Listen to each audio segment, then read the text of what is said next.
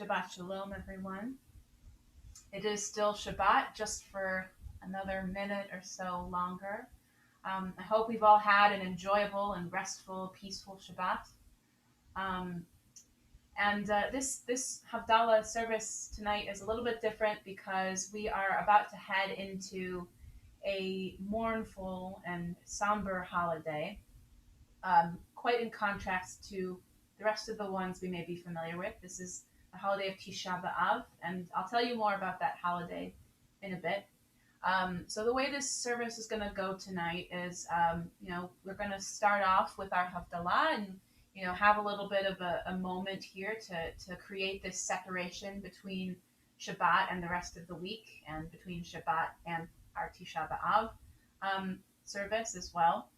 And we'll go through a couple of the melodies that we like to use, the songs that we like to use to express that mournful sense of Tisha B'av, as well as some readings, and particularly a moment to go through the Book of the Book of Lamentations. So I will at one point in the service ask for some participation if any of you would feel so inclined to read along with me. We'll come to that moment later, but for now, feel free to just relax and enjoy our Havdalah. What we're going to do is, because I'm playing guitar and singing the Havdalah blessings, we're going to ask our immediate past president, Maggie, to show off the Havdalah items. I do have them next to me as well. I've got the spices and the wine and the candle, but I really can't do all of that stuff while I'm playing guitar. So thank you to Maggie for showing off our Havdalah items. And if you have Havdalah items at home, please feel free to follow along in the service at home. We're going to turn now, if you have your copy of our Siddur, our service for the night, we're going to start off on the first page, and we'll put it up on the screen for you if you don't. And please join along with the Havdalah service.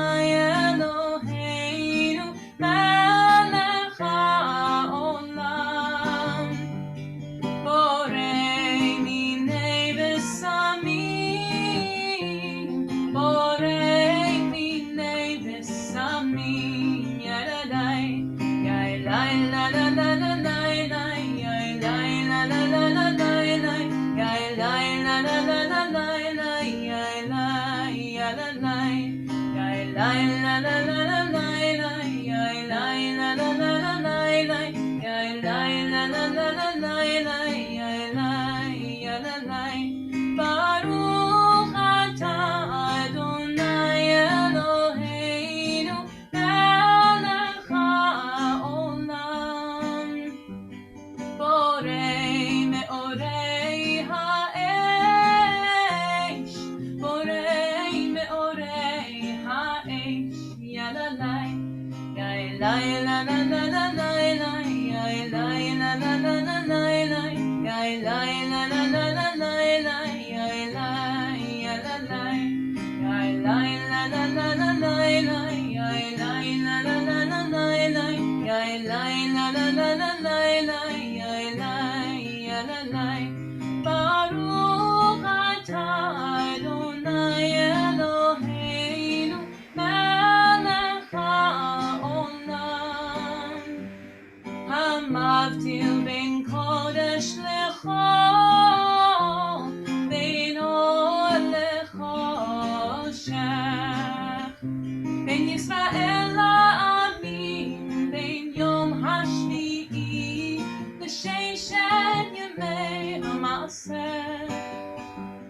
Baruch atah Adonai, hamavdil ben kodesh lechol, yalalai, yailai la la la la la la, yailai la la la la la la, yailai la la la la la la, yailai yalalai, yailai la la la la la la, yailai la la la la la la, yailai la la la la la la, yailai yalalai.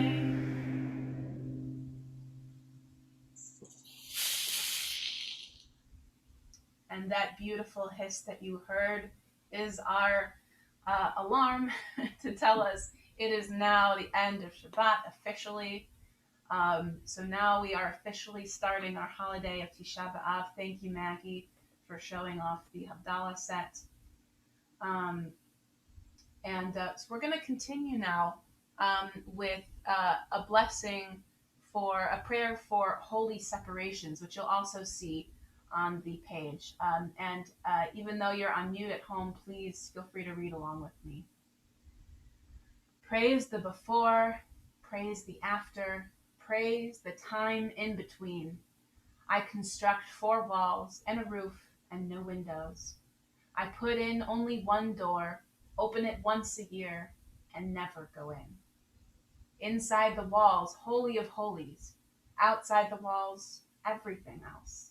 All I did was build a temple. I buy some fabric. I put fringes on the corner and cover myself with the cloth. Inside the cloth, I pray. Outside the cloth, I gossip. But all I did was cover myself. I have a candle, wine, and sweet-smelling spices. I smell the spice, then I light the candle and dip it in the wine. Before sunset, mindfulness and rest. After sundown, a week of new mistakes. All I did was wait for it to get dark.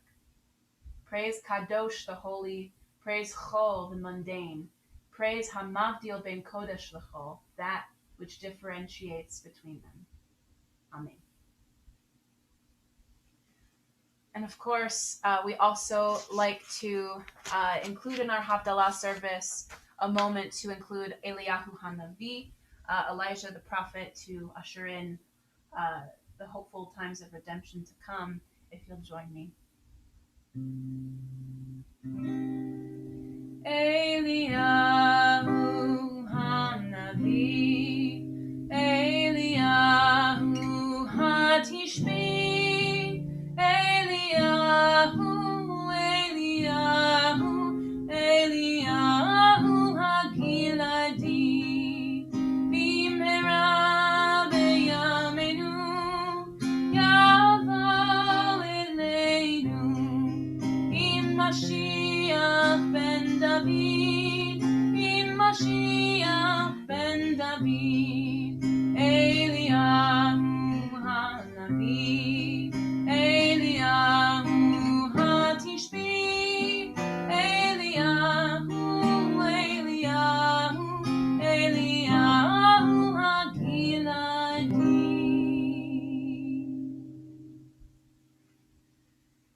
And it would be normal, if this were a normal Havdalah service, to wish you all a good and happy and sweet week. But we're going to be starting off our week on a little bit of a somber note with Tisha B'av. So I'm going to tell you now a little bit about Tisha B'av, if you aren't already familiar with it.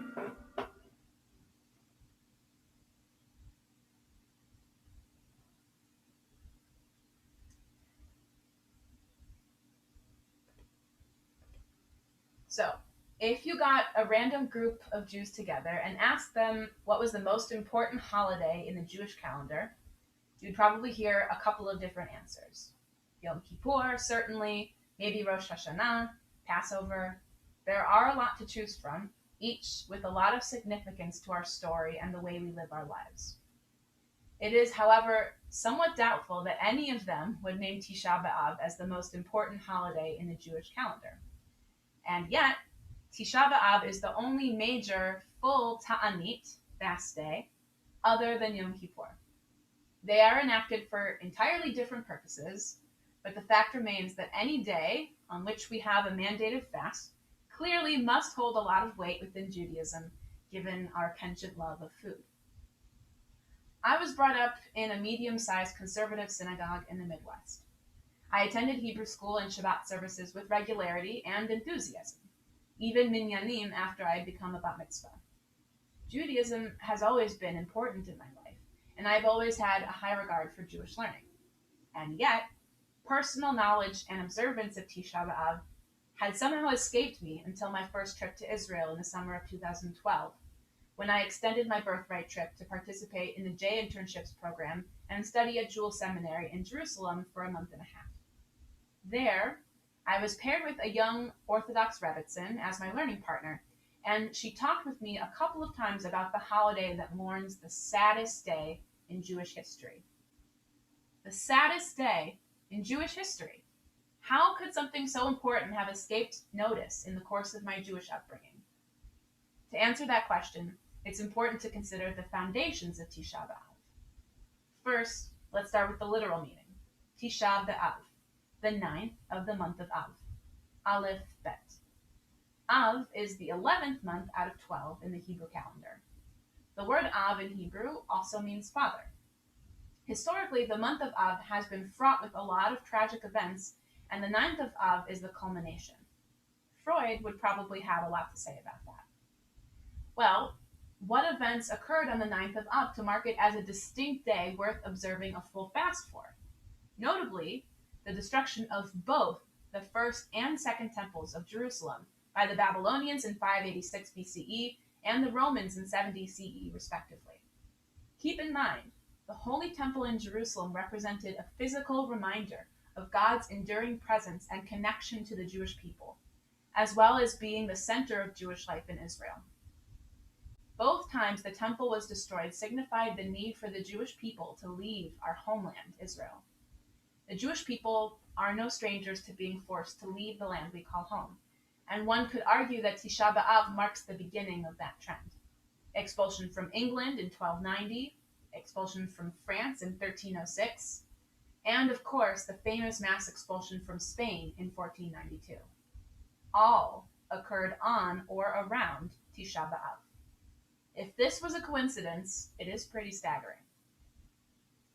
When I first studied on Tisha B'av with the Rebbitzin, she told me about the holiday's connection with a particular parasha in the Torah, Parashat Shalach, in which Moses sends the 12 spies to scout ahead in the Promised Land and report back to the people. Famously in the story, 10 spies reported that the land was unconquerable, populated by giants the Israelites couldn't hope to defeat. The other 2 spies, Joshua and Caleb, reported that the land was good and remained positive on the Israelites' prospect of settling there. The Israelites' reaction to all this news?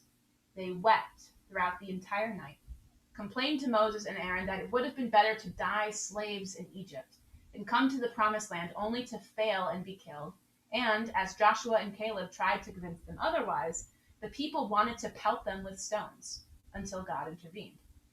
Some scholars consider the Israelites' actions here worse than the sin of the golden calf, and it is also given as the reason why the Israelites were fated to wander the wilderness for 40 years. 1 year for each day the 10 spies were in the land before bringing back their negative reports. Joshua and Caleb were the only people who had been part of the exodus from Egypt and lived to settle in the promised land. Interestingly, this parasha may also be the reasoning behind why it takes 10 people to complete a minyan. Clearly, the testimony of 10 people holds a lot of weight.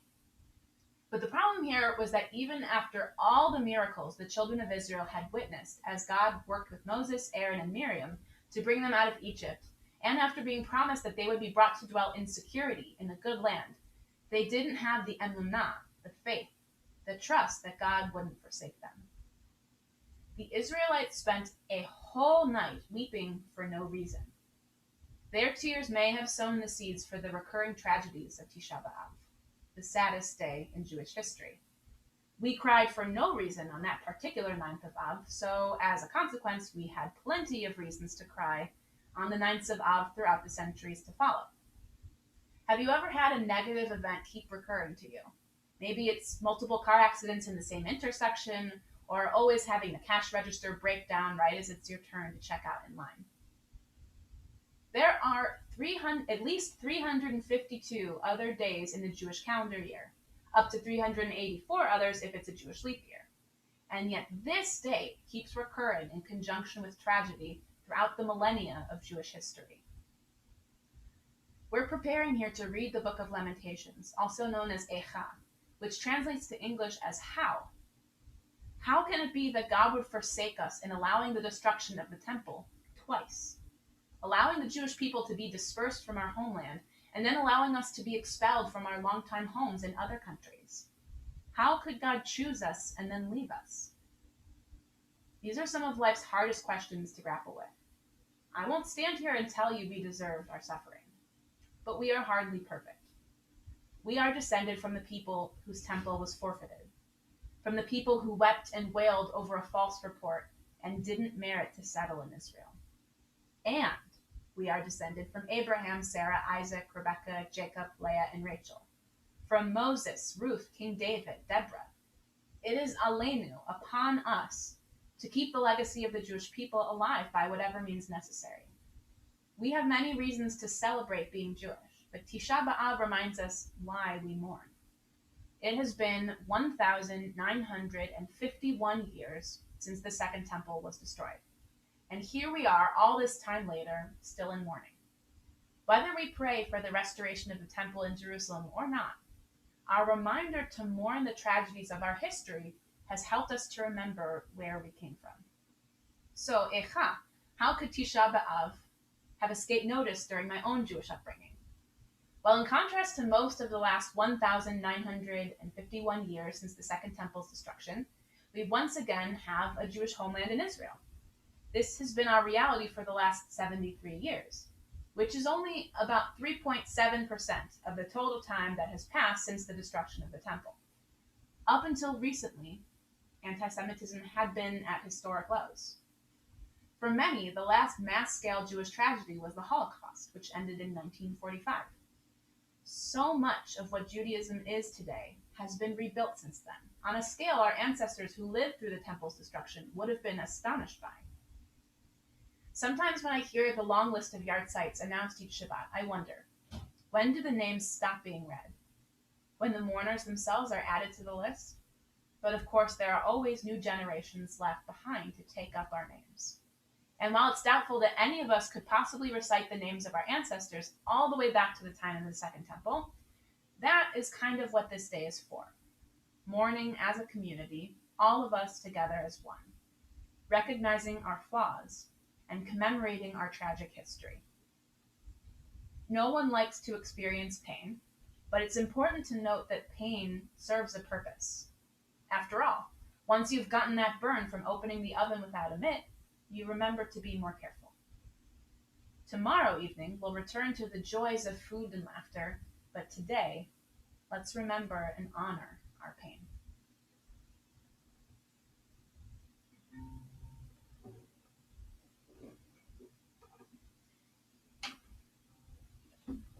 If you'll join me in our Siddur, we're going to pick up with Imesh Kachech.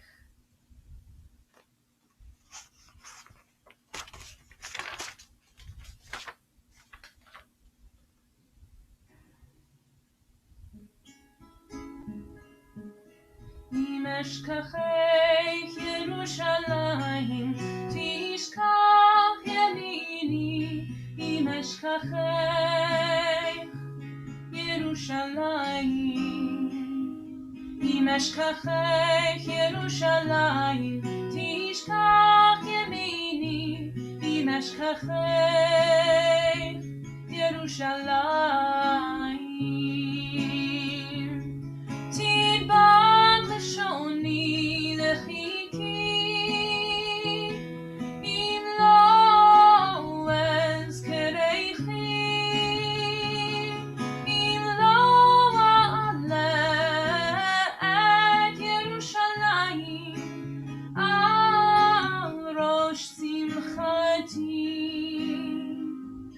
אם אשכחך ירושלים, תשכח ימיני. אם אשכחך ירושלים, אם אשכחך ירושלים, תשכח ימיני. אם אשכחך ירושלים. If I forget you, O Jerusalem, let my right hand forget its skill. If I forget you, O Jerusalem, if I forget you, O Jerusalem, let my right hand forget its skill. If I forget you, O Jerusalem.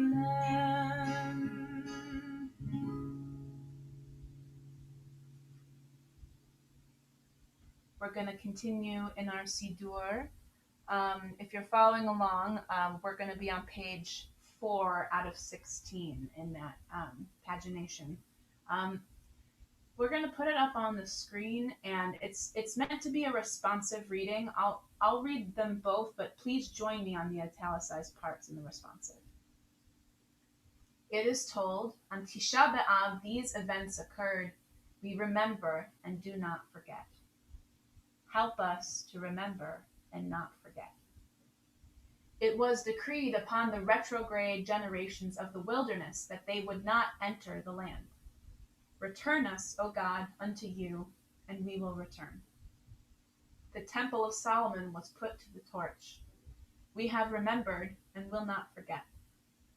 The second temple was destroyed, and the Temple Mount was plowed. The words of Jeremiah came to pass. Zion will be plowed as a field. Return us, O God, unto you, and we will return. On Tisha B'av, the shining jewelry of a golden Spain was expelled by the foe into the darkness of yet further exile, and the divine unity further sundered. We have learned to remember and will not forget. On the 9th of Av, the fire was kindled. On the 10th of Av, the fire destroyed. On the 9th of Av, the First World War began. The great burning was still to come. We must remember and never forget.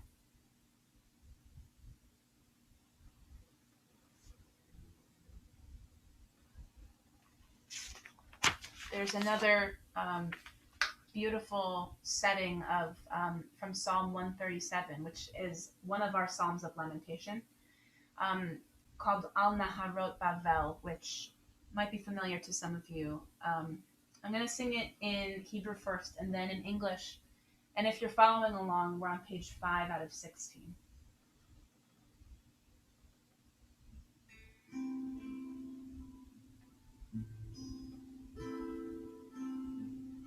Anaharot, Anaharot, Anaharot Babel. Sham Yashavnu, Yashavnu, Gam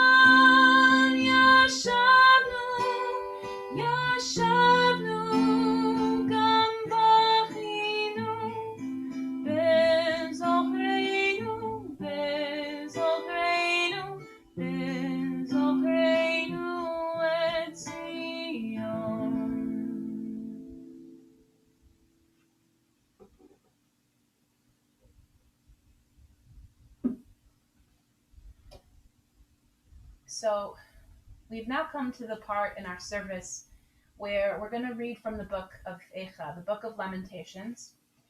And it would probably be a little bit overwhelming and a little bit long for us to read the entirety of the Book of Lamentations, which is why your Siddur is designed to include in Hebrew for the chanting just the first handful of lines, and we have the full English translation. There are 5 chapters in the Book of Echa.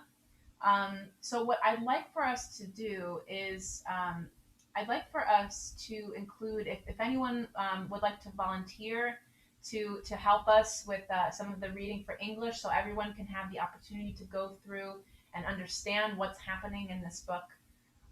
So you'll get the chance to hear a little bit of the chanting. I'll chant the first couple lines that we have. And then if someone can volunteer, we'll start out with chapter 1. Now I'll just take one volunteer at a time. So would anyone like to volunteer? We'll put the words up on the screen for you, of course. Would anyone like to volunteer to read the English for chapter 1?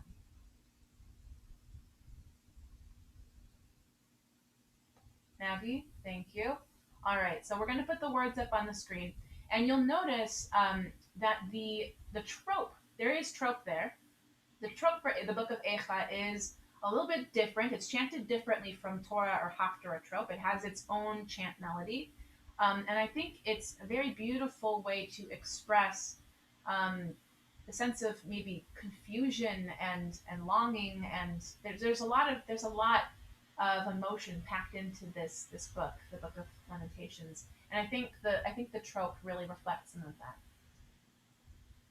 Eicha yashva vadad ha'ir rabati am hayta ke'almana rabati vagoyim sarati bamdino hayta lamas bachotiv ke balayla vedim ata alachaya ein la menachem mikol ohaveha kore'eha bagduva hayula le'oivim. Maggie, would you please do us the honor of reading the English? Alas, lonely sits the city once great with people. She that was great among nations is become like a widow. The princess among states is become a tributary. Bitterly she weeps in the night, her cheek wet with tears. There is none to comfort her of all her friends. All her allies have betrayed her, they have become her foes.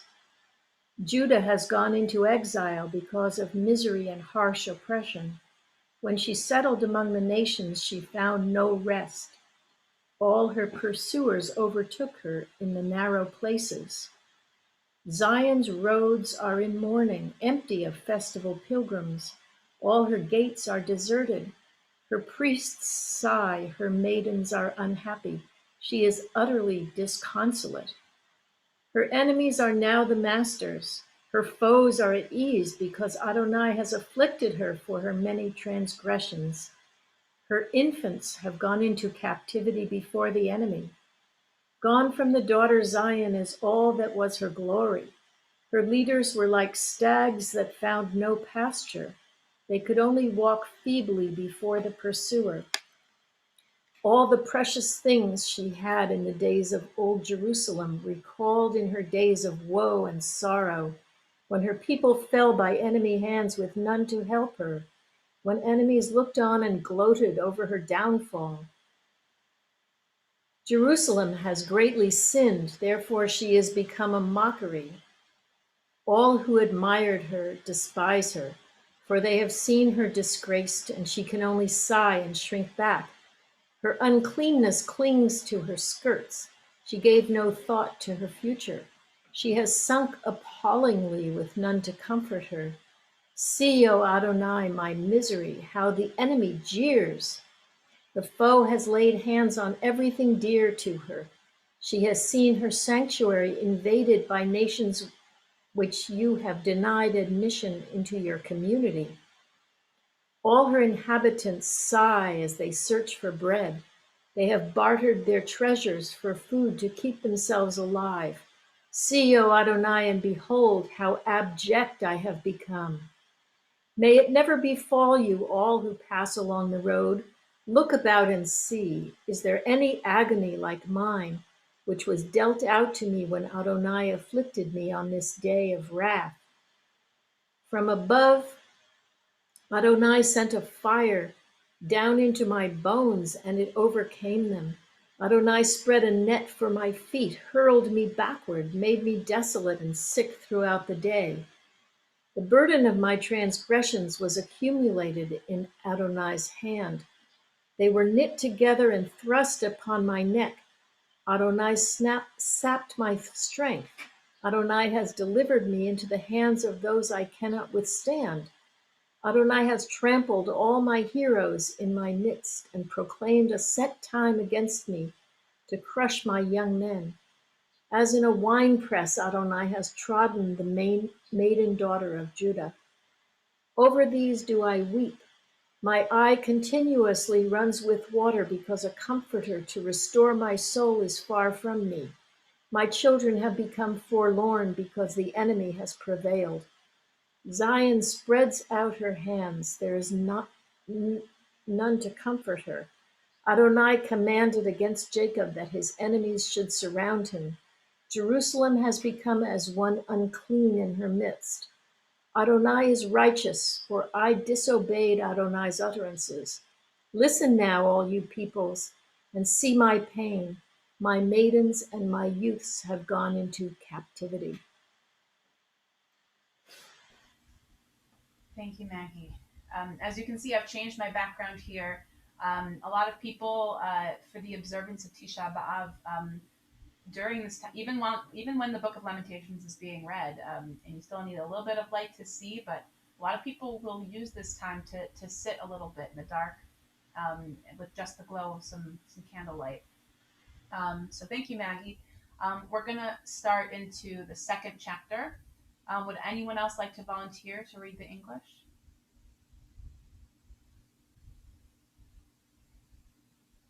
Thank you, Seth. Okay, so we're gonna share with you now the second page of Eicha. Eicha Ya'if Be'apo Adonai et Bat Zion Hishalik Mishamayim Eretz Tiferet Yisrael V'lo zachar Hadon Raglav Bayom Hahu Apo Bila Adonai Lo Chama Hey Kol Ne'od Yaakov Haras Be'evrato מבצרי בת יהודה הגיע לארץ, חילל ממלכה לשריה. Alas, Adonai in his wrath is shamed the daughter of Zion.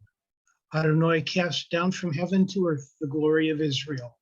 Adonai did not remember his footstool on the day of his wrath. Adonai consumed without pity all the dwellings of Jacob. In his anger, he razed the fortress of the daughter of Judah down to the ground. He profaned the kingdom and its leaders. Adonai cut down in burning anger all the dignity of Israel. Adonai drew back his right hand in the presence of the enemy. Adonai burned through Jacob like a flaming fire, consuming on all sides. Adonai bent his bow like an enemy. Adonai's right hand poised like a foe. He slew all who were pleasant to the eye. In the tent of the daughter of Zion, he poured his wrath like fire. Adonai became like an enemy. He consumed Israel. He consumed all her citadels. He destroyed its fortresses. He increased within the daughter of Judah moaning and mourning. Adonai stripped his booth like a garden. He destroyed his place of assembly. Adonai made Zion oblivious of the festival and Sabbath. And in his fierce anger, he spurned the king and Kohen. Adonai rejected his altar, abolished his sanctuary.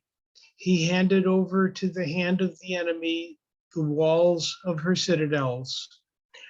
They raised a clamor in the temple as though it were a festival. Adonai resolved to destroy the wall of the daughter of Zion. He stretched out the line and did not draw back his hand from consuming. Indeed, Adonai made rampart and wall moan. Together they languished. Her gates have sunk into the earth. Adonai has destroyed and broken her bars. Her king, her officers are among the nations. There is no Torah. Her prophets too find no vision from Adonai. They sit on the ground, they are silent. The elders of the daughter of Zion, they have strewn ashes on their heads. They have girded themselves in sackcloth. The maidens of Jerusalem have bowed their heads to the ground. My eyes fail with tears, my innards burn. My liver spills on the ground at the ruination of the daughter of my people, while babes and sucklings swoon in the streets of the city. They say to their mothers, "Where is the grain and wine?"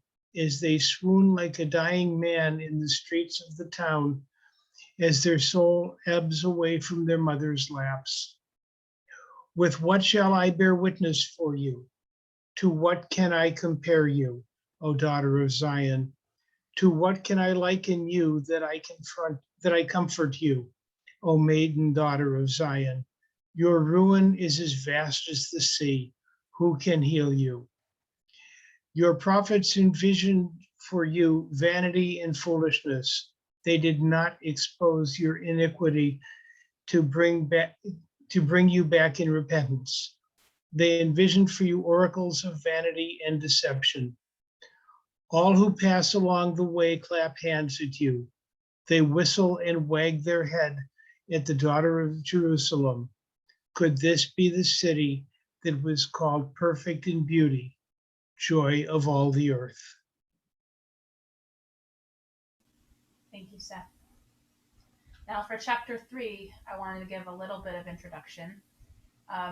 Chapter 3 is a little bit different. You can't necessarily see it reflected in the Siddur we have here, but normally the way you see chapter 3 written out is a different formatting, and it's more poetry. I mean, all of this Book of Lamentations is poetry, but it's a specific form of poetry in chapter 3, which is why it's very common to depart from the traditional Eicha trope just for chapter 3.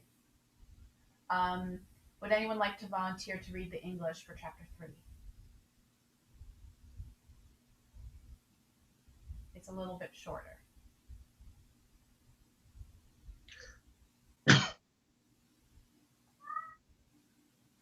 All right, I'm going to read, it's okay. Okay, so Carolyn, you're going to read the chapter 3 for us? Thank you. All right, so here we go, chapter 3. Okay. You want to get closer? אני הגבר העוני בשבט עברתו אותי נהג ויולך חושך ולא אור אך בי ישוב יהפוך ידו כל היום בילה בשרי ואורי שיבר עצמותיי בנה עלי ויקף ראש ותלאה במחשכים הושיבני כמתי עולם גדר בעדי ולא אצא הכביד נחשתי גם כי אזק באשביה שטן tefilati, gadar drachai begazit, netivotai iva.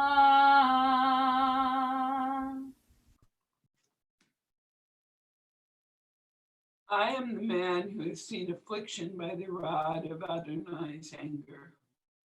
He has led me and driven me into darkness and not light. Only against me did Adonai turn his hand all day long. Adonai has worn away my flesh and skin. Adonai has broken my bones. Adonai has besieged me and encircled me with bitterness and travail. Adonai has placed me in darkness like the eternally dead. Adonai has walled me in so I cannot escape. Adonai has weighed down my chain. Though I would cry and plead, Adonai shut out my prayer.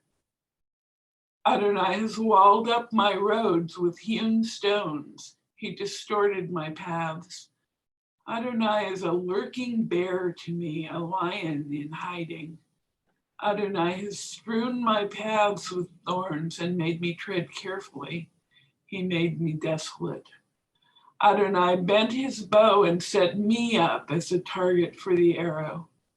Adonai shot into my vitals the arrows of his quiver. I have become a laughingstock to all my people, object of their jibes all day long. Adonai filled me with bitterness, sated me with wormwood. Adonai ground my teeth on gravel. He made me cower in ashes. My soul despaired of having peace. I have forgotten goodness. And I said, lost is my strength and my expectation from Adonai. Remember my afflictions and my sorrow, the wormwood and bitterness.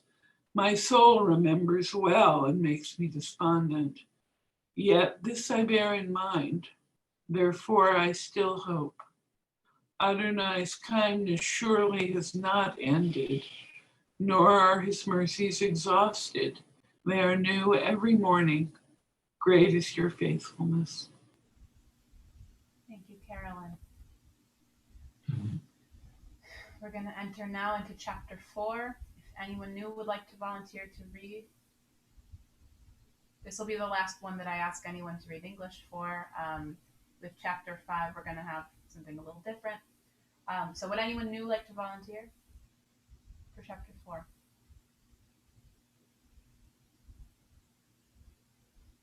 All right. Oh, Kathy, is that a hand raise? Okay. Yes. Uh-huh. Yes? Okay, so Kathy is going to read for us the English of chapter 4 after I chant. Thank you, Kathy. Chanter, you have to show us what we're It's right there. You see it. offering. Alas, the gold is dim. Wait. One moment. I'm going to chant the Hebrew first. Okay. Eicha yu am zahav, yishne haketem hatov, tishtapechna avnei kodesh, berosh kol chutzot, v'nei Tzion haikarim, hamsulaim balpaz, eicha nechshavu lenivlei chares, Maaseh Yedei Yotzer. Okay. Alas, the gold is dimmed. The finest gold is changed. Sacred stones are scattered at the head of every street. The precious children of Zion who are comparable to fine gold, alas, they are now treated like earthen jugs, work of a potter. Even jackals will offer the breast and suckle their young. The daughter of my people has become cruel, like ostriches in the desert. The tongue of the suckling cleaves to its palate for thirst. Young children plead for bread. No one extends it to them. Those who feared extravagantly lie desolate in the streets. Those who were brought up in scarlet clothing embrace garbage heaps. The iniquity of the daughter of my people is greater than the sin of Sodom. which was overturned in a moment, though no mortal hands were laid on her. Her crowned ones, who were purer than snow, whiter than milk, whose complexion was ruddier than rubies, whose build was solid like sapphire. Their appearance has become blacker than soot. They are not recognized in the streets. Their skin has shriveled on the bones. It became dry as wood. More fortunate were those slain by the sword than those slain by famine, for they pine away, stricken, lacking the fruits of the field. The hands of compassionate women have boiled their own children. They became their food in the ruination of the daughter of my people. Adonai vented his fury. He poured out his burning anger. He kindled the fire in Zion, which consumed its foundations. The kings of the earth did not believe, nor did any of the world's inhabitants, that the adversary or enemy could enter the gates of Jerusalem. It, as for the sins of her prophets, the iniquities of her priests, who had shed in her midst the blood of the righteous, the blind wandered through the streets defiled with blood, so that none could touch their garments. Away, unclean one, people shouted at them. Away, away, don't touch, for they are loathsome and wander about. The nations had said, they will no longer sojourn here. The anger of Adonai has divided them, caring for them no longer. They showed no regard for the Kohanim, nor did they favor the elders. Our eyes are strained in vain for our deliverance. In our expectations, we watched for a nation that could not save. They dogged our steps so we could not walk in our streets. Our end drew near. Our days are filled, for our end has come. Our pursuers were swifter than eagles of the sky. They chased us in the mountains, ambushed us in the desert. The breath of our nostrils, Adonai's anointed, was caught in their traps. They, under those whose protection we had said we would live among the nations.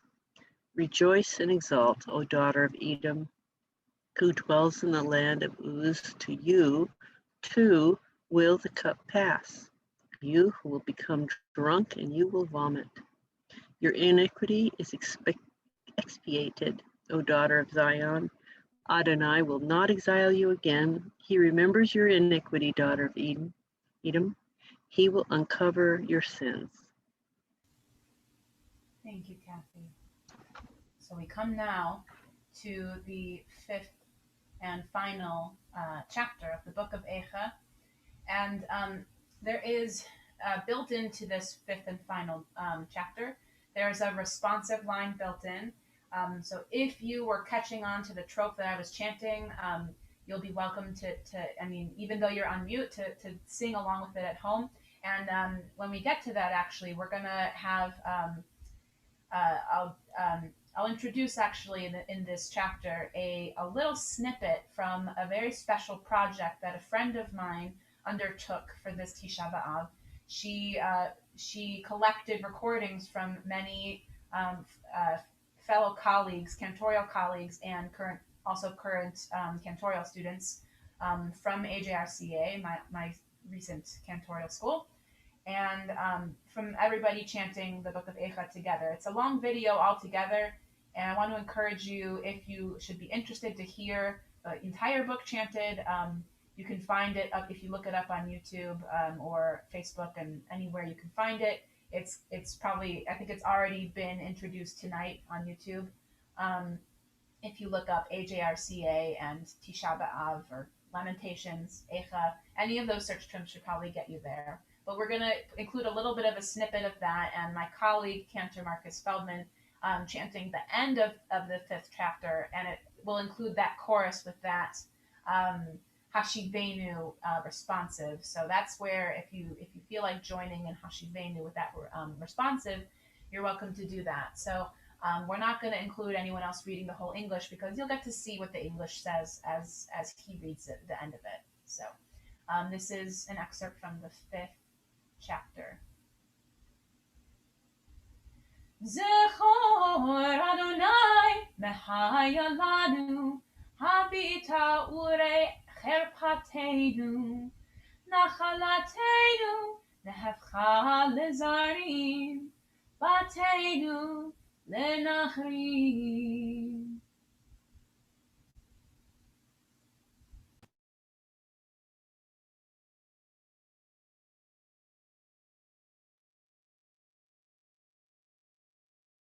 שרים בידם ניטלו, פני זקנים לא נדרו, בחורים תיכון נשאו, ונערים בעת כשלו, זקנים משער שבתו, בחורים מנגינתם, שבת משוש ליבנו, נפח לאבל מחולנו, נפלה עטרת ראשנו, אוי נא לנו כי חטאנו, על זה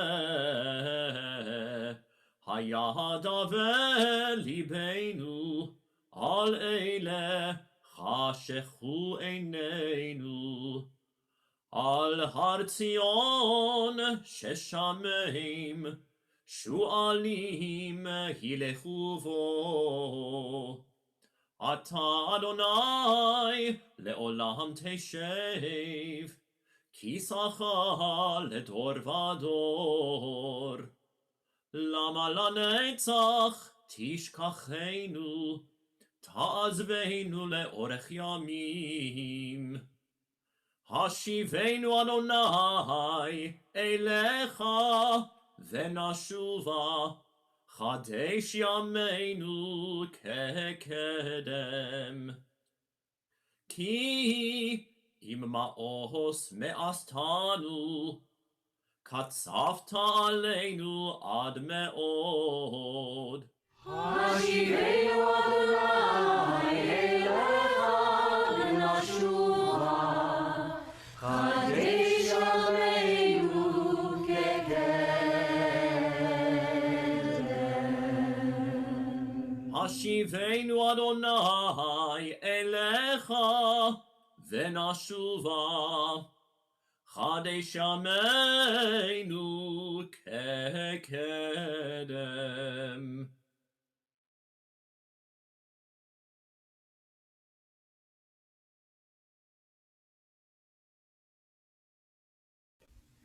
So you can see that was a very high quality video that my friend, soon to be cantor Amy Katz, put together. So if you are interested to hear the entire book of Eicha being chanted, you can find that one on YouTube. We're going to continue now, since we do have a minion present tonight. We want to take this opportunity to recite Kaddish. Kaddish is a prayer that, exalts God, but we use it to remember the lives of those who've been lost throughout time, those in our lives. And I think it's very appropriate in this moment, given that we are mourning the loss of many lives over the course of Jewish history, to many different tragedies that have all occurred. This is their yahrzeit, the 9th of Av, for Tisha B'av. But if you are particularly in mourning for the yahrzeit of anyone, please feel free to put their name in the chat, so that we can remember them. And I'm going to invite you, if you're so inclined, to please rise as we recite this Kaddish prayer together. Words going to be on the screen. Yit gadal v'yit kadash shemei rabba, ve'alma divra chirutei v'yamlich malchutei, v'chayechon v'yomechon v'chayei dechol beit Yisrael, ba'agala uvizman kariv v'imru, Amen. Yehe shmei rabba mevarach le'alam ul'almei almaya, yitbarach v'yishtabach v'yitpa'ar v'yitromam v'yitnaseh, v'yithadar v'yit'aleh v'yithalal shemei dekudsha brichu, le'ela min kol birchata v'shirata, tushbechata v'nechemata, ta'amiran be'alma v'imru, Amen. Yehe shlama rabba min shemaya, v'chayim aleinu ve'al kol Yisrael v'imru, Amen. Oseh shalom bimromav, hu ya'aseh shalom, alenu ve'al kol Yisrael, ve'al kol yoshvei tevel, ve'imru. Amen. You may be seated. And thank you for joining us tonight, and thank you for joining. I know we can't all hear each other, but for joining your voices together tonight to remember those whom we've lost, and victims of tragedy and victims of time, and anything else in between.